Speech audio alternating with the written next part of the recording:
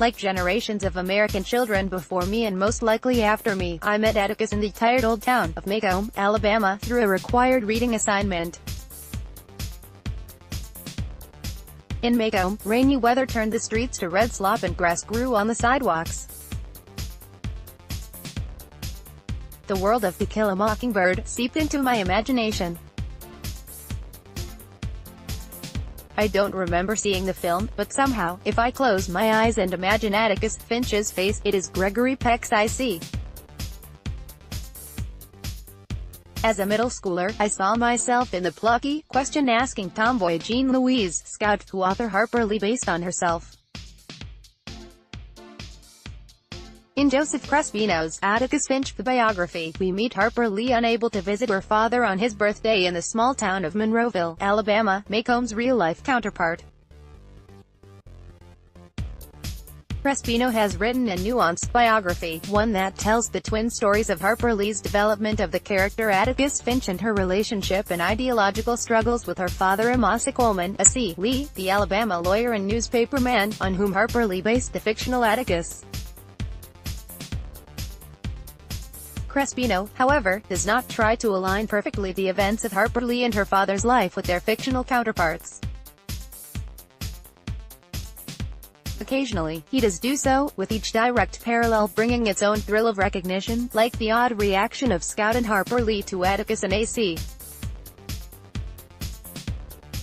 Lee respectively moving to new homes after the death of their wives.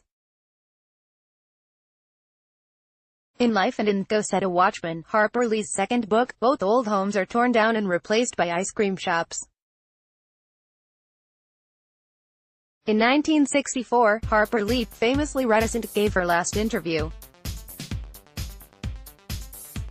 Half a decade later, Crespino turns to the most important stuff of his subjects' lives to give his nuanced accounting, their written words. He weaves in recently made public letters Harper Lee wrote to friends during the years she worked on her only two books, the Pulitzer Prize-winning, required reading staple, and American classic To Kill a Mockingbird, and the 2015 release, Go Set a Watchman, actually written before Mockingbird. He includes columns Harper Lee wrote in college for the University of Alabama's humor magazine, the Rammer Jammer, which drip with acerbic wit and pointed political commentary. Editorials A.C. Lee wrote in the Monroe Journal, the paper he edited from 1929 to 1947, figure prominently in this biography. The deep dive into A.C.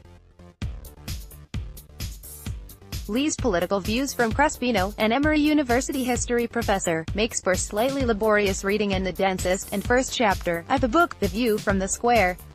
For A.C. List, like everyone, Crespino writes and shows throughout the novel how the political was shaped by the personal.